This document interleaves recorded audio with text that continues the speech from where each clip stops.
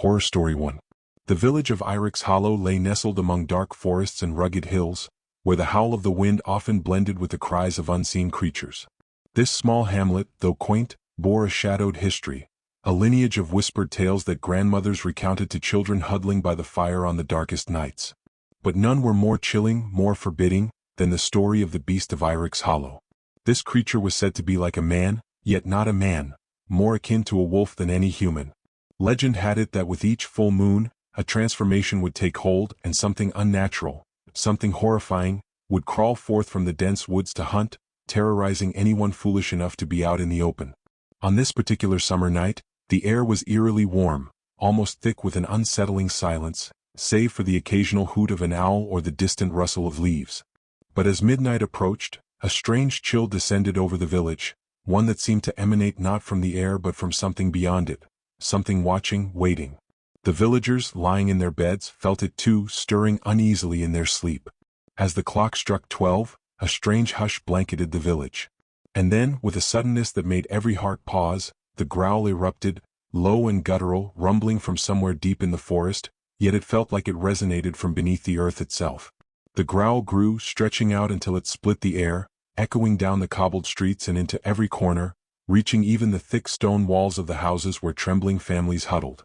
"It's him," a frail voice whispered from within one of the cottages. Old Marta, the village's eldest, had been warning of this night, claiming she could feel the creature's return coming like the sharpness of an approaching storm. The moon, full and clear, slowly slipped out from behind a veil of clouds.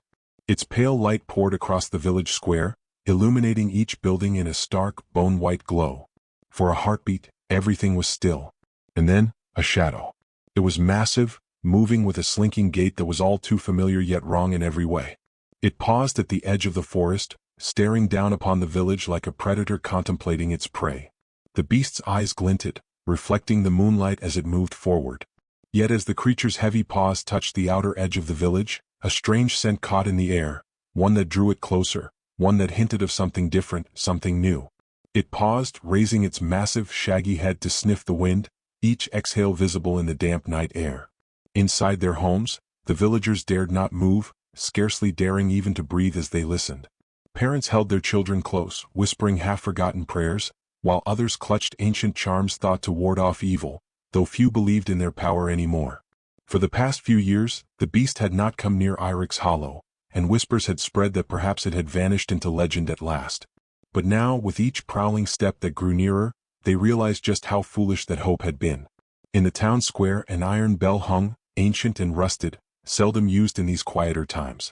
But tonight, a young farmhand named Tomas, eyes wide with terror, stumbled out of his cottage and toward the bell. His fingers shook as he clutched the rope, and with a surge of desperation he pulled. The bell's toll cut through the air, sharp and jarring, its clang bouncing off the walls of the cottages and breaking the silence like a stone through glass. Again and again Tomas yanked at the rope, and with each ring the beast's movements grew bolder, more deliberate.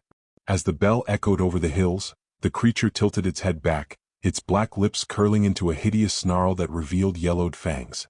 And then it happened, the sound that made every spine in Irix Hollow shiver, even those who dared not listen. The beast howled. It was a sound that tore through the night, unnatural and layered, as if 100 wolves were crying in unison, each voice warring with the others in a desperate, discordant wail. The windows of nearby cottages rattled, and inside Marta, the village elder, muttered, "It's different this time. There's something else in its call, anger." And then, beneath the howl, something else, a whisper of words carried in the tremor of its growl, almost human, almost recognizable. The words came as fragments, twisted yet clear. "You left me?" With the first toll of the bell, the beast seemed to come alive, a frenzy ignited in its blood. Its sinewy limbs stretched forward, pushing its massive, fur-covered body into motion. It lunged from house to house, the scent of fear thick in its nostrils as it clawed at doors and shattered windows. Within moments, its growls and snarls were mingling with the terrified cries of villagers as they burst from their homes, fleeing into the open, thinking safety lay anywhere but behind closed doors. The moon bathed the scene in a spectral glow, illuminating the chaos as villagers sprinted through the square, tripping over cobblestones, pulling children along, shouting each other's names. In the midst of the panic, a brave soul, a blacksmith known for his courage and strength, grabbed a torch from his hearth and threw it with all his might toward the beast. The flame arched through the air, catching the werewolf's attention just long enough for a young family to slip past and take cover. The fire singed the creature's fur and it snarled, its yellow eyes blazing with fury. It swung around, leaping at the blacksmith with terrifying speed, claws extended. The blacksmith fell beneath it, a scream tearing from his throat as the beast's jaws clamped down. Blood spattered the cobblestones, and the sight spurred even greater panic among the villagers. Some darted toward the safety of the woods, hoping to escape the creature's wrath, while others tried to hide in barns, cellars, and beneath carts, hoping the shadows would conceal them. In the chaos, the foresters, hard men accustomed to the dangers of the forest, grabbed their rifles and took aim from the edges of the village. Their shots cracked through the night, but in the mass of fleeing villagers, the bullets risked hitting their own. One shot grazed a fleeing mother's arm, causing her to stumble and fall with a cry. Another bullet whizzed past a man's shoulder, narrowly missing him as he ducked behind a trough. The werewolf's snarls only grew louder, more enraged as it sensed the desperation and fear around it, relishing in the power it held over the once peaceful hamlet. Amidst the pandemonium, the priest, Father Gregor, had made his way to the village church. The bell, he believed, could summon divine intervention, could somehow fend off the beast and restore order. He yanked on the rope, his hands trembling as he whispered prayers between gasps for breath. "Hear us, O Lord, have mercy." But the clanging bell drew the werewolf's attention. Its head snapped toward the church, where the bell's hollow sound tolled over the village like a warning. The creature's muscles coiled, and with a fearsome growl, it charged toward the old stone building. The villagers watched in horror as the werewolf's massive body crashed through the heavy wooden doors, splintering them with a deafening crack. Just as it entered, a villager, desperate to stop the beast, threw a flaming torch at the church. The fire caught quickly, licking up the dry wooden beams of the doorway. Flames spread across the walls and up to the thatched roof as the old dry structure caught alight. Father Gregor's voice echoed from within, his prayers growing louder even as the heat and smoke thickened around him. He kept ringing the bell, his faith unwavering to the last. "Run, Father. Get out," a voice screamed from the crowd, but it was too late. With a final, sorrowful clang, the bell ceased, silenced by the crash of falling timber as the flames claimed the church. The roof collapsed with a roar, taking Father Gregor's last hope with it. For a brief moment, the village went silent, save for the crackling flames that devoured what remained of their sanctuary. The werewolf, unscathed by the blaze, emerged from the wreckage, its fur singed but its hunger unquenched. Blood matted its muzzle as it growled, surveying the crowd, relishing in the terror etched on every face. Villagers scattered once more, desperately seeking refuge from the relentless monster. Some hid in root cellars, barricading doors with whatever they could find. Others huddled in groups, clutching whatever makeshift weapons they could find.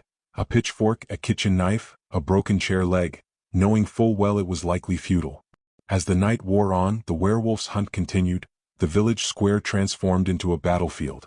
The foresters took aim whenever they could, but with so many running in every direction, their shots often went wild, striking stone walls or shattering windows. Occasionally they would hear the sound of a bullet hitting flesh, a desperate cry as a villager fell, yet the creature remained undeterred, its bloodlust insatiable. Hours stretched, each one feeling like a lifetime.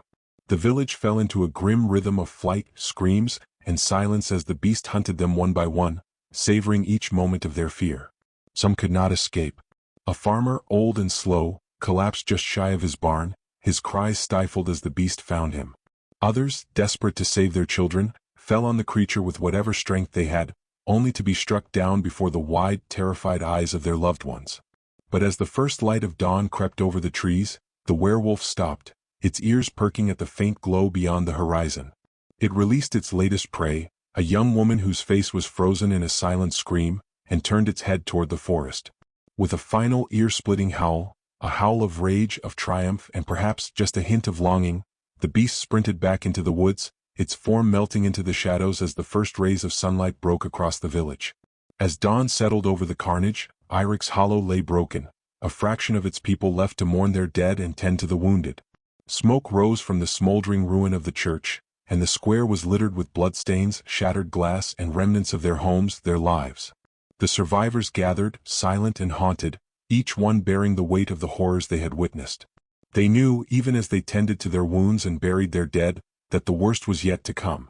The beast had been driven back into the woods by the rising sun, but they knew it would return. It had tasted their fear, their blood, and it was not yet satisfied. With grim resolve, the villagers looked to each other, forming a silent pact. They would be ready next time. They would prepare traps, sharpen weapons, build defenses.